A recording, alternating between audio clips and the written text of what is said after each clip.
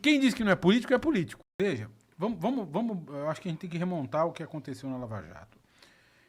Que, na realidade, é uma vitrine de coisas que aconteciam no Brasil desde a redemocratização e até mesmo antes dela. As chamadas empreiteiras, né, que eram basicamente empresas de construção pesada e concessionárias de serviço público, que aparecem e se tornam pujantes no contexto da criação de uma infraestrutura desse país monumental que se chama Brasil. À medida que a gente precisa construir estradas, aeroportos, barragens, hidrelétricas, termoelétricas, portos e aí por diante, essas empresas, elas crescem, se especializam, criam conteúdo nacional, são excelentes sob o ponto de vista de engenharia, fazem coisas que nenhuma outra ou que outras de outros países não são capazes de fazer. Elas ganham uma capacidade técnica ímpar, mas elas interagem sistematicamente com os estados, ou com o estado e com os governos,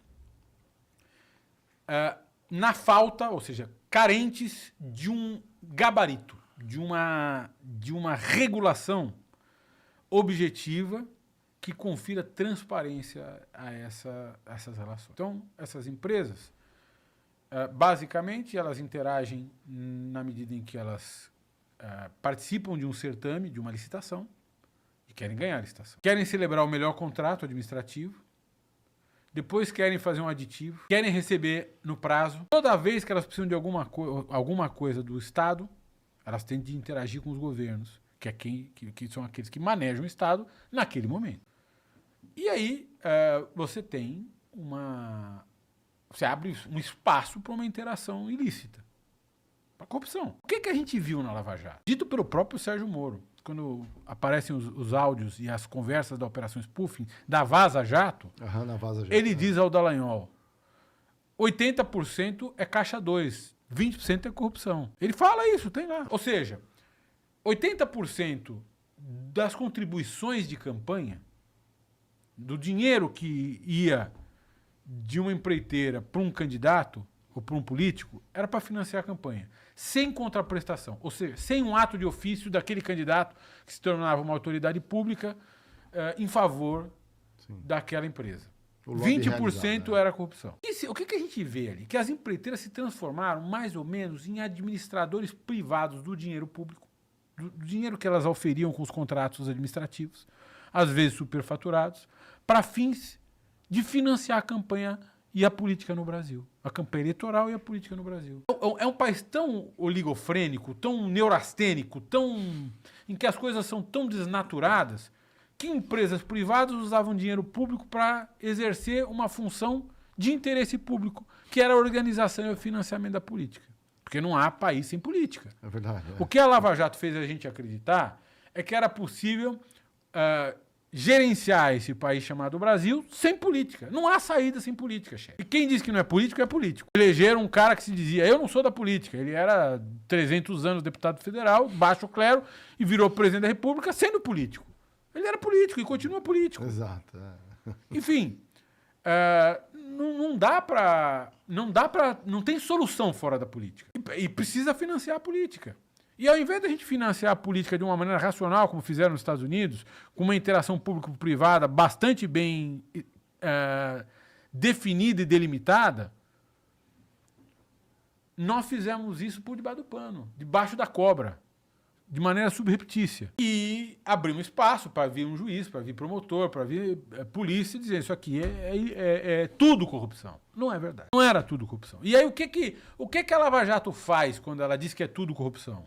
Ela proscreve, ela de certa forma, condena por banimento todo o setor de infraestrutura do país, que era um dos pilares da nossa economia. Ela diz o seguinte, olha, essas empresas aqui são todas corruptas. E quando ela diz isso, ao prender em prisões cautelares executivos dessas empresas e políticos nas suas interações com esses executivos e administradores, ela condena de morte essas empreiteiras, porque essas empreiteiras eram corpos intermédios entre o Estado financiador da infraestrutura e o Estado poder concedente da infraestrutura. Elas condenam. E tudo que essas empresas faziam era estabelecer contratos com o Estado. Quando elas têm essa crise cadastral, são todas corruptas, se torna impossível entreter relações com o Estado. A lei de improbidade proíbe. A lei de corrupção proíbe.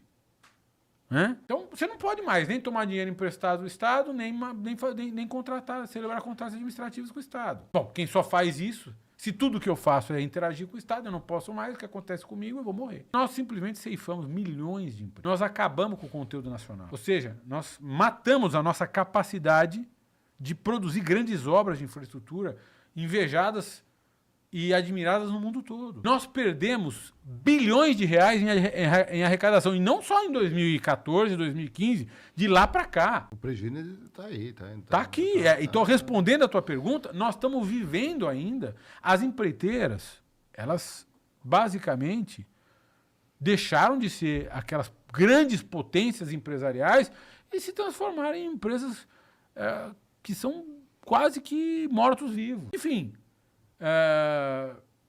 nós combalimos a nossa economia e nós ameaçamos um profundo e brutal retrocesso no ambiente empresarial do país. Nós podíamos ter depurado essas empresas, podíamos ter resolvido o problema do lobby eleitoral e pré-eleitoral, e nós não fizemos nada disso. Nós simplesmente matamos as nossas empresas e não resolvemos os problemas estruturais e não resolvemos os problemas que ainda permanecem. Nós podemos ter uma nova Lava Jato a qualquer momento. E pelo que o Mário falou, e inclusive está no seu livro também, o que se faz com isso é não só acabar com essas empresas, quando o correto seria depurar, como afastar as empresas sérias que gostariam de contratar serviços com o Estado, né? Não tenha dúvida, Cobreiro. Na medida em que você não tem uma regulação clara, você não define como é que essa interação público-privada se estabelece com absoluta licitude, ou seja, qual é o espaço em que é seguro interagir com o Estado, o que você faz é abrir espaço para aqueles que não têm medo da dúvida. E os que não têm medo da dúvida, os que não têm medo de serem processados criminalmente, irem para a cadeia, são os bandidos. Então, o que a Lava Jato faz, na realidade, é uma depuração. Ele é um porteiro de boate que faz um face control adverso. Ele escolhe os mais feios para entrar na boate. É isso que ele faz. Os mais sujos, os mais corruptos, os mais bandidos, esses não têm medo do jogo duvidoso, na falta de regras claras. E é isso que nós estamos vivendo no Brasil.